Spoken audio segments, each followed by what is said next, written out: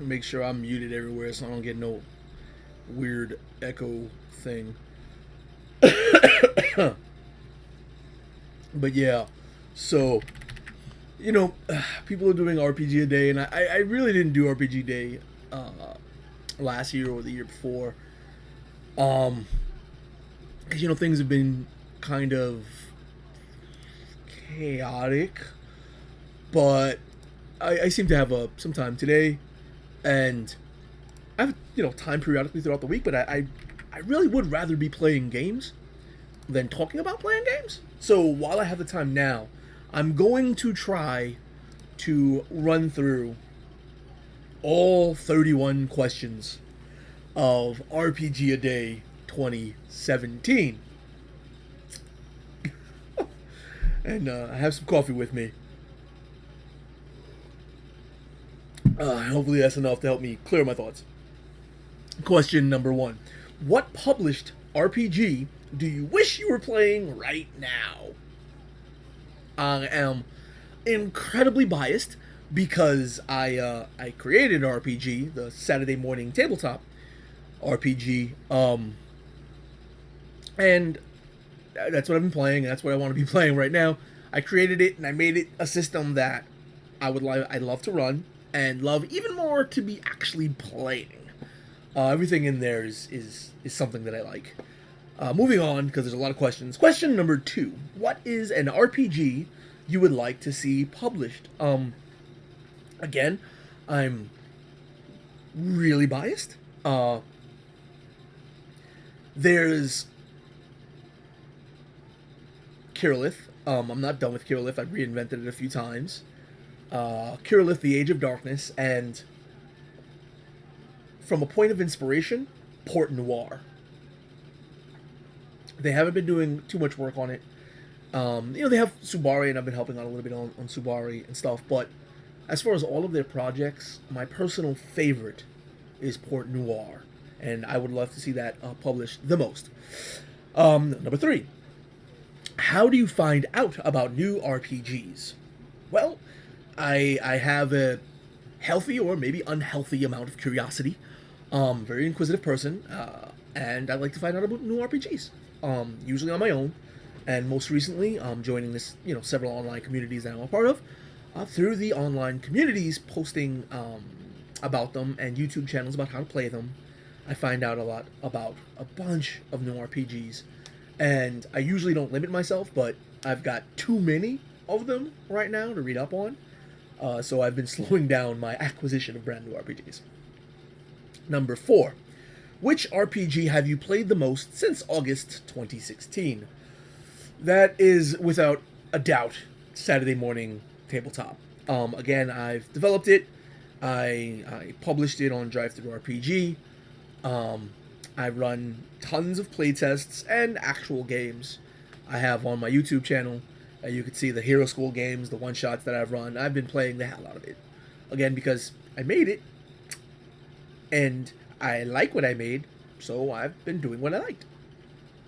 Question number 5. Question number the 5th. Which RPG cover best captures the spirit of the game? Okay, this is a bit of a toss-up for me. While I do feel that a lot of RPG covers are beautiful and suit the context within the book, I think one or two covers best suit the game. Dungeons and Dragons 5th edition core book, or the Player's Handbook, really suits the vibe of 5th edition. Because 5th edition is Dungeons and Dragons. The cover feels Dungeons and Dragons, and there's, if I remember correctly, this barbarian jumping in the face of this titanic giant. Like they can do anything to it, and 5th edition they actually can. 5th edition is very, very forgiving to the players, and even promotes player success beyond reason at times. So I think that represents that very well. Then there's Subari, going back to a point of inspiration. I think the cover made for Subari was made by Chelsea. Freaking fantastic. I think the choices made in a lot of the patterns really represents that pseudo-Arabian feel. You know, I get that vibe from it, and I think it suits it very well. Question number 6. You can game every day for a week. Describe what you do. What I do. If I could game every day for a week, depending on whether it's gaming an hour, gaming 2 hours, gaming 3, 4, 5 hours, or whatever, what I would like to do is run an arc.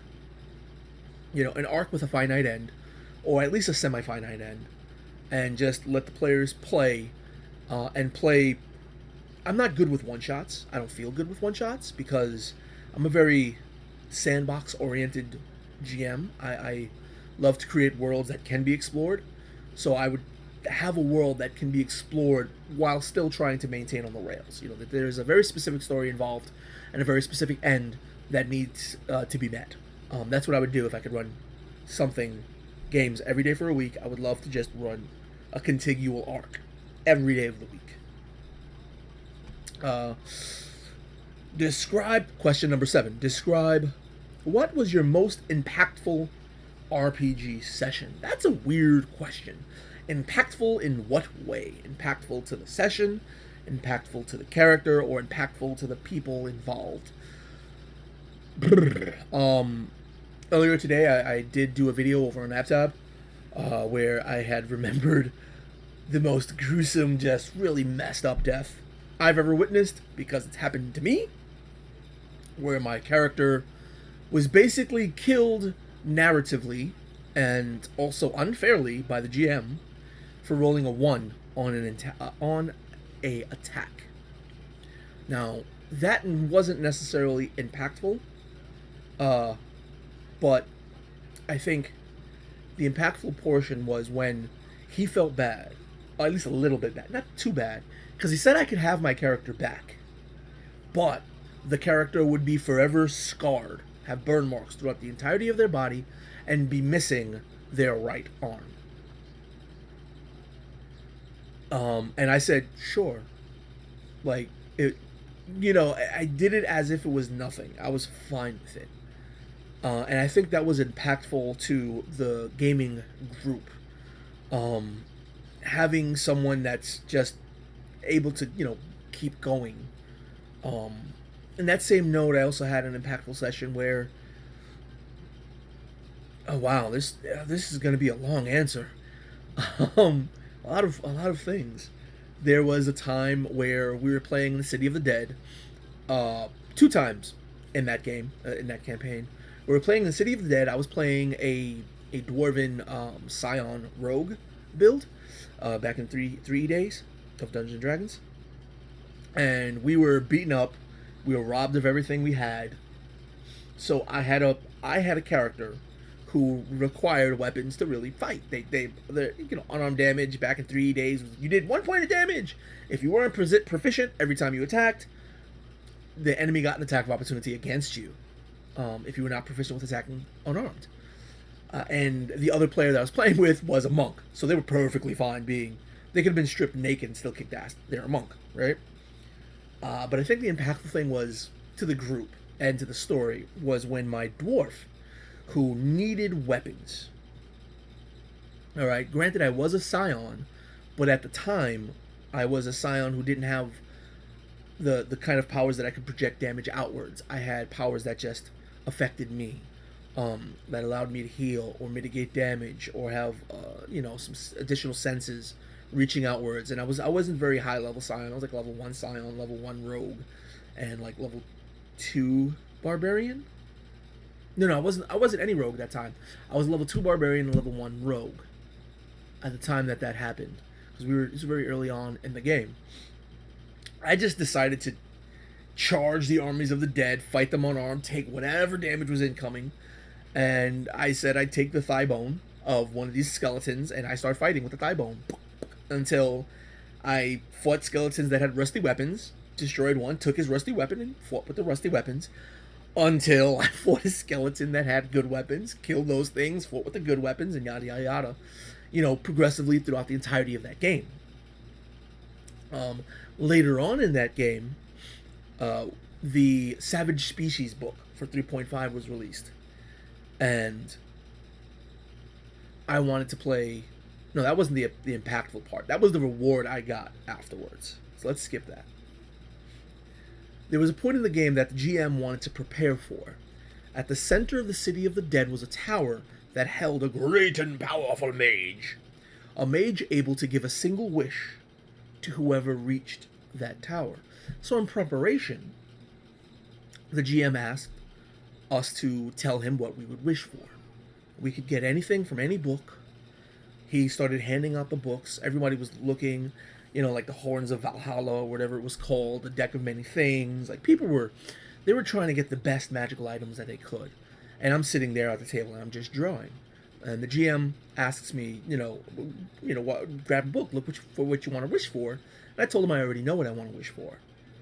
And he looked a little perplexed at the moment, looked at me and was like, what do I want to wish for? I proceeded to tell him that I wish my character would gain the ability to know where every member of his shattered, lost, and nearly forgotten tribe or forgotten clan was located.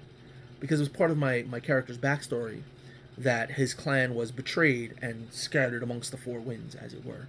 And he was searching for members of that clan to rebuild his clan. And the GM was like shocked, like, what? Because my wish was roleplay oriented, while everyone was looking for decks of many things, hands of Vecna, vorpal weapons, like swords of slaying, all this craziness. I wished for something roleplay oriented. And I think that really shaped things in the game, because the other players were kind of pushed by the GM to roleplay a little bit more. So yeah, anyway, I could probably go on. Let's move on to the next question. Question number the 8th. What is a good RPG to play for sessions of 2 hours or less? While I am biased because I've created my own stuff, great games could come from pretty much anything powered by the Apocalypse engine.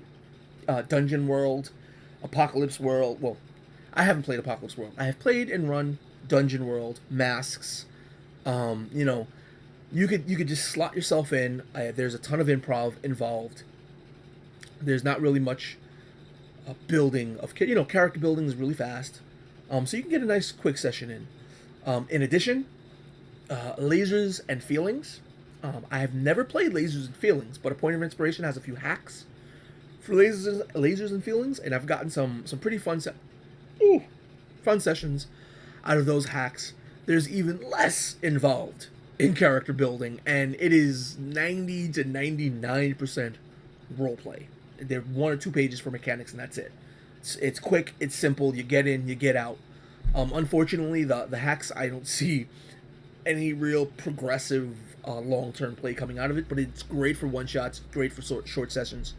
Then it's fun to play. Question number 9.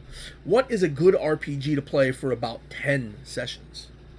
Whatever RPG lets me drink coffee. Okay.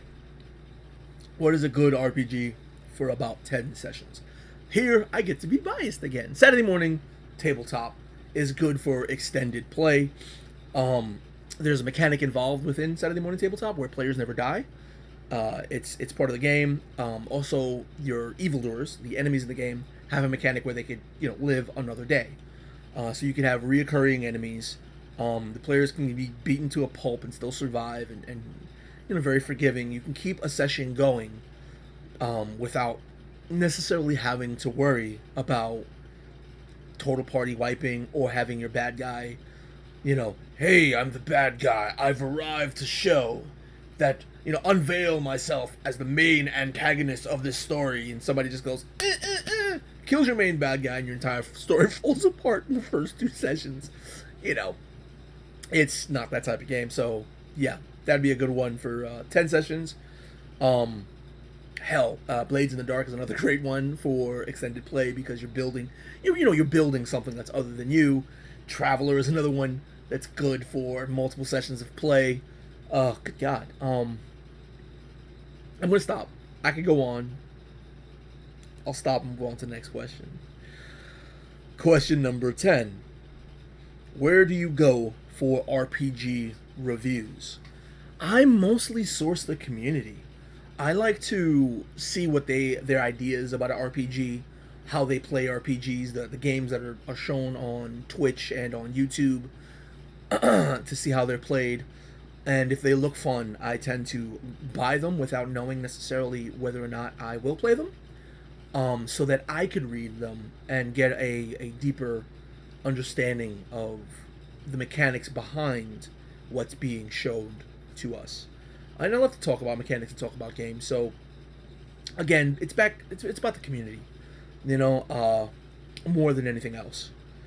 Question number 11: which dead game would you like to see be reborn? Um, this game was mentioned a little while ago, and it made me remember running it. It's All Flesh Must Be Eaten. I I never known anyone else to play it. It's just been mentioned online, almost passingly, and I kind of would like to get see that game come back. As far as I don't know if it's actually dead. I mean, it has to do with the undead, but dead and gone as far as people playing it. I would like to see it come back because I remember having a lot of fun with that game. You know, I'm a zombie fan. I'm a Romero fan from way back. They've done a lot of research in zombies, the hoodoo zombies, the Haitian the zombies from the black magic in Africa, and Santeria and all that stuff. I'm a fan, so I would like to see All Flesh Must Be Eaten come back. Uh, Question number 12: which RPG has the most inspiring interior art? Inspiring interior art. I don't know. I guess it's not going to be a satisfactory answer, but the great majority of RPGs have really really inspiring art. It's really whatever RPG whatever RPG art on the interior evokes the requisite feeling of the RPG. Whatever art is reflective of the narrative of the context of that RPG. Um, Dungeons and Dragons has amazing art. Amazing. Not always reflective of what's going on in descriptions, but as far as being reflective of the whole, and eliciting a lot of feelings of the sort of old school art, it's great. I like a lot of the old school revivals, the OSRs that have black and white art. They're for me, there's something very inspiring about having heavy lines and going back to that old school feeling. For me, that kind of art evokes that grittier feeling that I'm used to from in the Wayback Machine. Uh, I'm gonna go rant, so I'm not gonna rant. Recognizing that I'm gonna rant, and I'll move on to question number 13.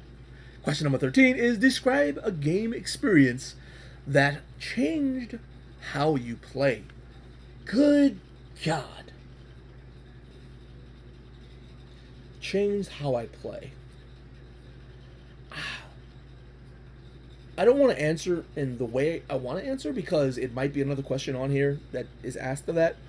There's been experiences that have changed how I GM, but not necessarily how I play. From the very first game I ever played, I was a bit of a mixture between an RPGer, an immersed role-playing gamer, and a power gamer. Always a bit of that. I guess in my earlier days, I would roll so badly that it just accentuated both parts. I have a saying: if you can't roll good, play good, because that's what I had to do. I couldn't roll good, so I had to play good. I had to learn about tactics, positioning, role playing, adapting, observing, and that's because I couldn't. My rolls were just horrendous. But that happened so early on in my gaming career so long ago that it I don't feel like it changed how I play. It helped to add how I play. It helped shape how I played. Even when I started rolling better, I had the moniker of playing good, of, you know, doing what I felt needed to be done, or doing what I felt the character I was playing needed to do. Um, the roles be damned. Uh, with that said, I also am a bit of a power gamer, so sometimes I do what I can to stack the propose the roles in my favor, mechanically. But I felt like I've always played like this, so I don't think anything's really changed how I play. Question number 14: which RPG do you prefer for open-ended campaign play?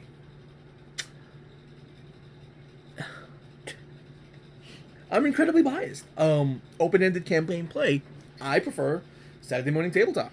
Um, I've got a bad guy creation kit where you could just grab things really fast. And it's really easy to pull bad guys out rather than referencing very specific, rules like the beholders are this. Is this a beholder or is this a spectator? Or, things like that. What kind of zombie is this? Is this a rotting dead? Is it a desiccated dead? Or where, you could just skin it how you like and use the stats that reflect what you want, and it's all available to you quickly. With that said, there's a similar set of bad guy creation stuff where you could create bad guys really quickly, pretty much on the fly. For 13th Age, it's a little bit more involved. 4th edition Dungeons and Dragons had an amazing sort of bad guy creator. It's a lot a bit more involved, but those games that allow you to represent an antagonist quickly is the best for open-ended games. And being as biased as I am, of course, I'm going to mention my own, right? But let's move on before I keep patting my own back. Question number 15: which RPG do you enjoy adapting the most? Good God, all of them. I have a designer's mind, and as a lot of GMs do, especially older school GMs, have been doing it for a while. We like to have a lot of house rules and whatnot, and I'm guessing that's what the question means by adapting an RPG. I've done a few iterations of Dungeons and Dragons. Saturday Morning Tabletop is a total conversion of Dungeons and Dragons 5th edition. I've liked toying around with rules for Fate to create my own Fate worlds. The same with Savage Worlds. I've created settings in Savage Worlds. It's basically everything. Delve in there, get dirty with the rules, and see what you like and understand and tear them down. It's fun stuff, at least for me. That is a really obtuse answer, isn't it? Question number 16: which RPG do you enjoy using as is? Which RPG do you enjoy using as is? Crap. Like,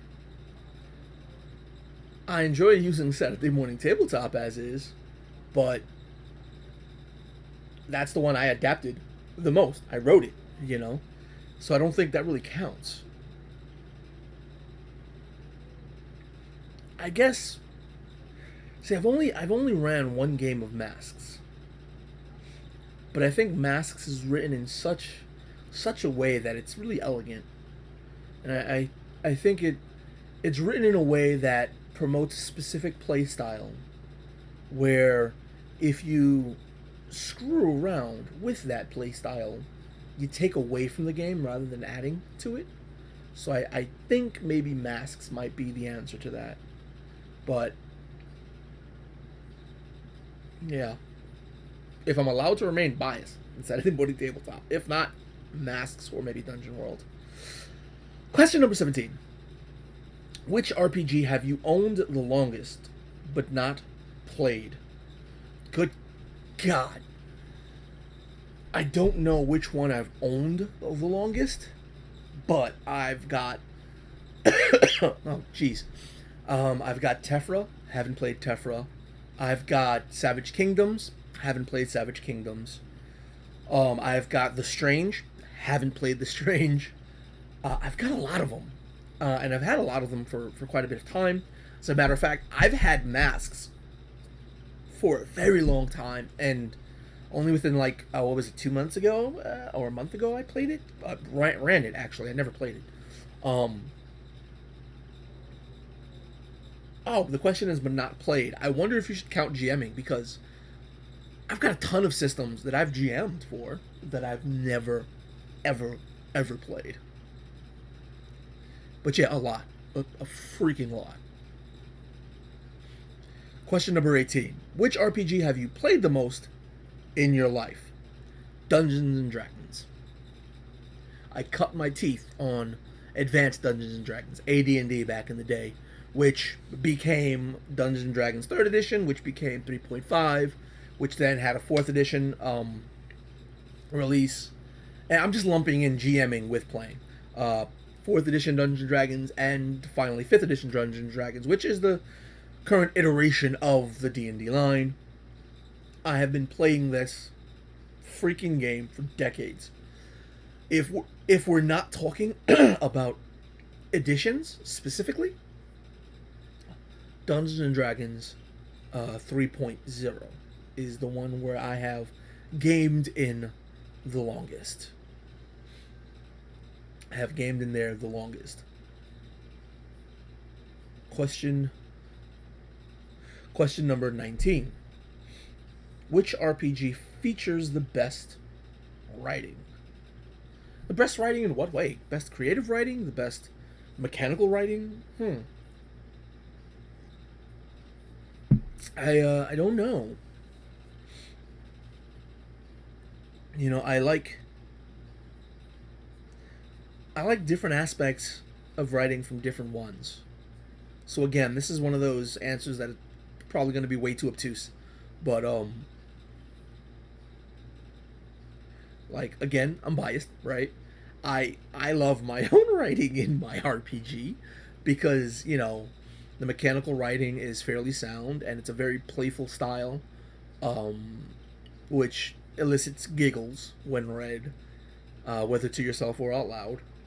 But it's a different style of writing than, say, what Marquise and them, Chelsea, Marquise, Chris, what they're doing with, like, say, Subari. It's a different style, but I do enjoy some of that writing.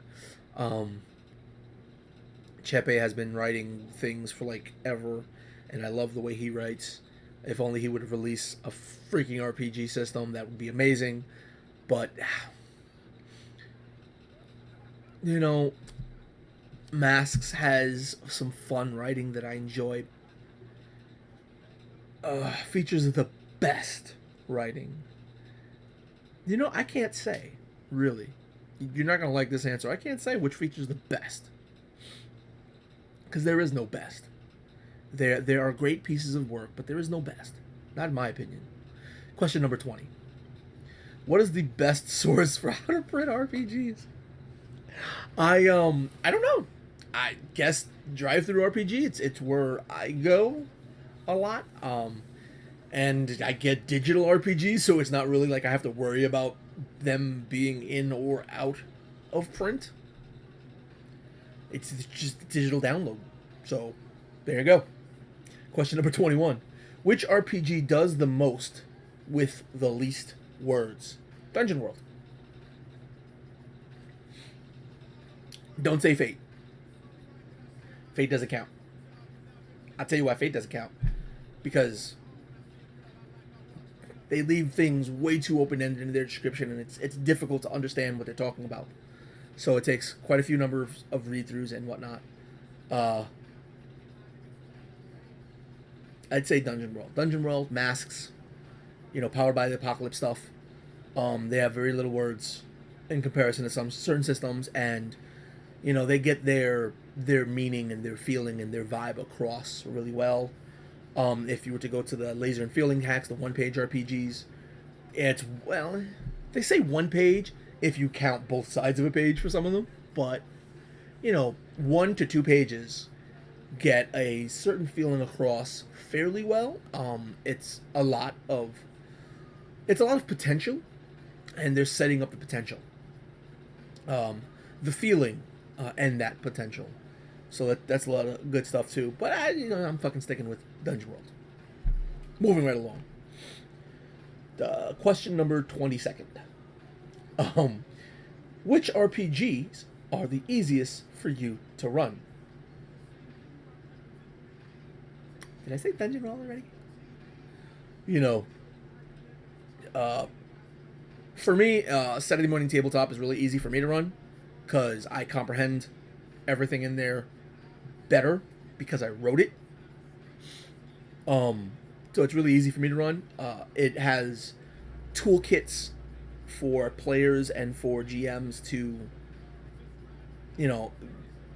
be referenced easily to pull things like a GM could just pull any enemy out of their, basically pull them out of their behind, plop them in, and then if the players decide to fight, pull up a table and just run something from that table. Fate, you could just imagine stuff. But it's not really easy to run because Fate's so involved. You tend to be working with the players so much to get the vibe, in my experience, to set it up. It requires a lot of setup to help teach what Fate is. Unless, of course, you're using one of Fate worlds, then it becomes a little bit easier. A lot of bit easier, actually. Dungeon World is so simple. It's such like a love letter to Dungeons and Dragons done in a different way, where it's a lot easier. People have that vibe and that feeling, and it's a lot easier to get across. And bad guys are so much simpler. Like, you could just throw. It's easier in that system to throw numbers in the air that come from nowhere and just run with it. And it's built around improv. It's about a discussion. And anything that's about a discussion, that tells you it's about a discussion and sets everything up for it to be about a discussion, is always easier. I'm going to go into long-winded. I've probably already long-winded in that response already, so I'm shutting up and moving on to the next question. Which RPG has the most jaw-dropping layout?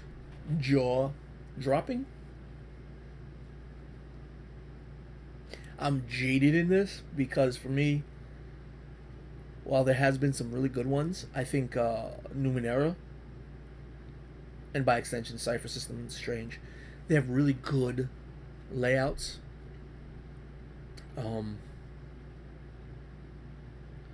I love Dungeon World, but personally I think Dungeon World has a horrible layout. I would love to learn Open Legend, but I think Open Legend's layout, the way it stands online, is atrocious. Dungeons and Dragons 5th edition. No, it's pretty, it's nice, but for me, when I think of layout, I think not only of the visual impact of the layout, but how conducive it is to helping you run a game, how easily it is to reference certain things. And for me personally, I haven't found a game that marries the two to the point where I'm just like, oh my gosh, I'm dribbling, I can't, oh this layout is making me tingle. I have not seen that. I try to do my best in the projects that I do, but I'm not working with InDesign, and it's hard to get things that pretty because InDesign is fucking amazing. So I usually go there's a visual prettiness. Is that a word, prettiness? But easily referenceable layout is what I'm focused on because I can't do as pretty as I want. But I don't think I found anything that marries the two very like solid, this is fucking amazing, I will copy everything I do off of this one thing type of layout. Um, question the number 24. Share a pay what you want publisher who should be charging more. That's easy, me. I know I'm biased. I'm so biased.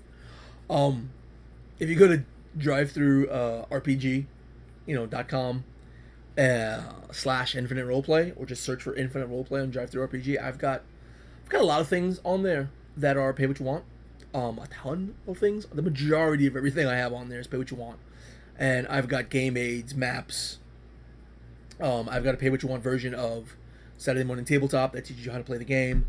I've got adventures, you know, and I've been told that I'm just underselling myself, and I recognize in many ways I do undersell myself, but I don't know. It's just enough of self-reflection. Moving right along. I don't even know. What is that? 24? Wait, 25? Question number 25. What is the best way to thank your GM? What is the best way to thank your GM? Not safe for work answer. First and foremost, don't be a bitch at the table. Don't always complain about everything. Don't be disruptive. Even if you have a question, or even if you don't agree with something, sit there, open up the book, get the reference. Just say, I don't think and I don't feel this is all right, but let's move right along, and I'll get the information and I'll share that with you afterwards, right? And that's not even just thanking your GM or being respectful to just your GM. That's everyone partaking. People who want to sit there and argue. Like, I just did a video in AppTab about the all I do is win mentality, right? Part of the all I do is win mentality is what has people be so disruptive in a game. And even if you're learning a game, it's fine to ask questions if you're learning a game, but to be argumentative, don't be that way. That's anything that respects your GM and the other players, but especially your GM, since the amount of time and investment is always greater on the part of the GM, is always welcome. I'd welcome it like crazy. To pay attention to the game is thanking your GM. To pay attention to the world, to buy in to that world, and not act out of turn with the world presented to you because you fucking feel like it. I've oh man, so many horror stories. But yeah, if you're playing in a world that's set in a 1920s, 1900s themed afterlife setting, and you decide that your character is a warrior queen in the midst of slaying a dragon, you're not thanking your GM. No matter what you do to thank your GM, that would invalidate any niceties afterwards. You got to respect your GM and respect the table. That is the number one way to thank your GM. All right. Afterwards, pat him on the back. Good job. Maybe bring some snacks for the table or whatever. There's any number of ways that you would thank anyone. There are any number of ways you would thank a performer after a performance. You will give them a tip in a tip jar, or just tell them they did a good job and you appreciate what they've done. If they produce their works, purchase their works out of the game after the game is over. Any way that you would treat any other performer, a dancer, a comedian, a stage actor, is the same way and the same attitude you should have at the table, and ways that you should thank the GM the same way, in my opinion. And I'm ranting too much. Question number 26. Which RPG provides the most useful resources? Which RPG provides the most useful resources? I don't know. It's been I think I'll go back to Dungeon World,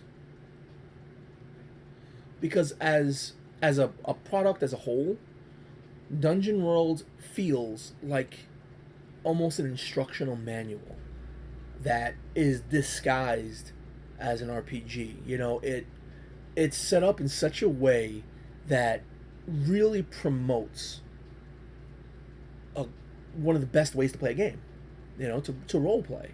It promotes role play in a way that makes it easier, and it promotes improv in a way that makes it easier as well, or more comfortable to improv.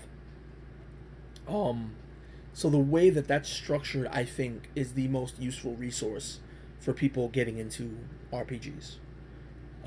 As far as people have been doing it forever, that's hard to say, because there's so many good resources everywhere else. But I think I'm gonna go with Dungeon World for that one. Question number 27: what are your essential tools for good gaming? My essential. I'm not gonna go dig around for it, but for good gaming, for me, I've never ever been 100% comfortable online. I don't feel it. You know, I'm a performer. I love to perform. I love to get up. I love to act. I love to use my body, my vision, my interaction with players. So for me, the ability to add a physical performance to a tabletop game is essential.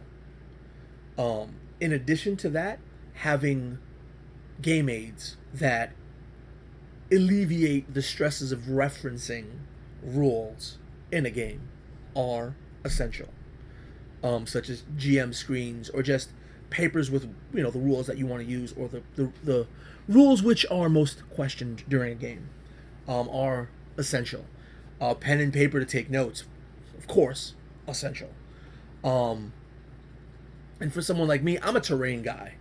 I'm a 3D elevation level gamer, right? More than just battle mats. I'm talking about full on 3D terrain. I've built it, I've used it, and if I'm going to be playing in a store, or if I'm going to be running a game in a store, terrain and minis are essential for me.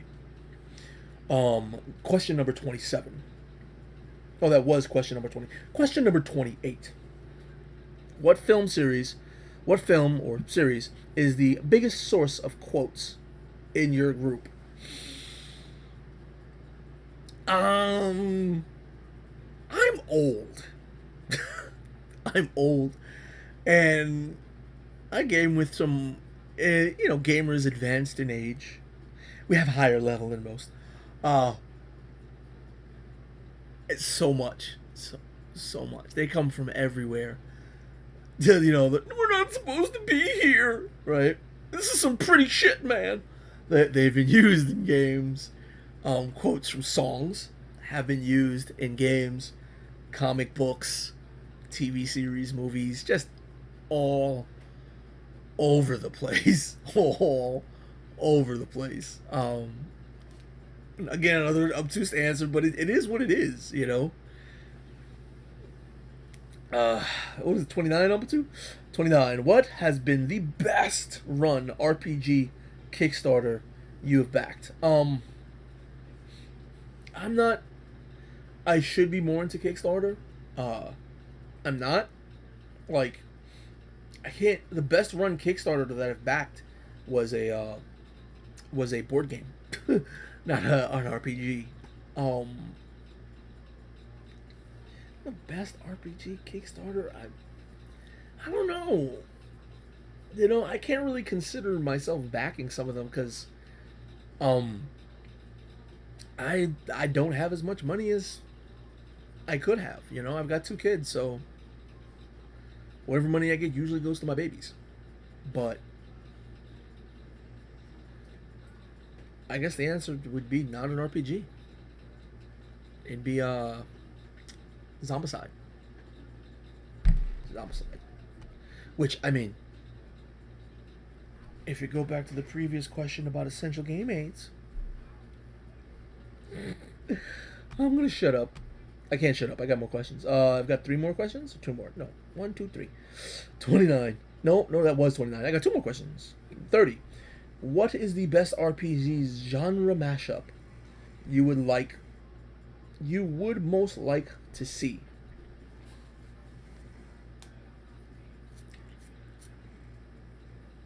I have a crazy mind filled with tons and tons of ideas. I've done work on tons and tons of settings and things. I've mashed up stuff. I've seen stuff mashed up. I guess one of the things that I would most like to see would would be a erring on the side of science, right? A science fantasy mashup of Mesoamerican culture in an RPG, right? Um, a Stargate, like how Stargate was to Egyptian mythology, but instead of just Egyptian mythology, Mesoamerican mythologies. You know, Aztec, Maya, Olmec. Um, would be fun. I don't know if they ever touched on that in Stargate. Stargate ran forever, so who knows? But I think I would like to see that a lot in an RPG. You know, and done not with just the surface. You know, oh, we have Tlaloc and Quetzalcoatl and lots of the ones that we'll delve into. Like delving into the giant Olmec heads, the crystal skulls, the, you know, all that. You know, there's plenty of interesting things in there. You know, what is Tenectochitlan or blah, blah, blah. I don't have enough coffee in me to say these words right. But suffice to say, there's plenty of great ancient myths which are sort of unexplained that can be, you know, utilized for sci-fi. You know, the whole thought of Shabalba as well, you know, utilized for sci-fi, but in a science fantasy sort of way, would be great. I'll leave it at that. Is that a genre mashup? Sci-fi and Mesoamerican mythology? It's more of a genre setting pairing, isn't it? All right, genre mashup. I was working on a book, a rule set, Wolfea. Wolfea is a genre mashup of Lovecraftian horror and Mad Max action. I guess does that constitute a genre mashup? Okay, it sounds more like a genre mashup to me. So Wolfea, Lovecraftian horror, and Mad Max action. I'm moving on. I'm talking too much. I've got one more question left to answer, and then I'm out. Question number the 31st. What do you anticipate most for your gaming in 2018? What do I anticipate most? I would like to say something released by Point of Inspiration, though I'm not entirely sure how their release schedule is looking. For me, I really anticipate being able to run games with a printed version of Saturday Morning Tabletop and the game aids that I plan on making. I really want to get some hardcore work on Kirillith Age of Darkness done and able to run by 2018 and to be run in 2018, as well as Wolfea. You know, the Lovecraftian and Mad Max thing. I really like that idea. It's kind of bonkers, kind of wacky, you know, really dark. Yeah. And I said I was going to be done. So, I'll get out of here. Let me just click this thing and get ready for the bye-byes. For those of you, I've seen some of you have been watching. So thank you, lurkers, for watching. Thank you for dropping by and watching me here at the Twitch channel of Infinite Roleplaying. Blah, blah, blah, blah, blah, blah, blah. Sharing a little bit of my insanity. Because, you know, it is what it is. And sitting there watching me go through all 31 questions of RPG a day. So until I see you ladies and gents next time, peace.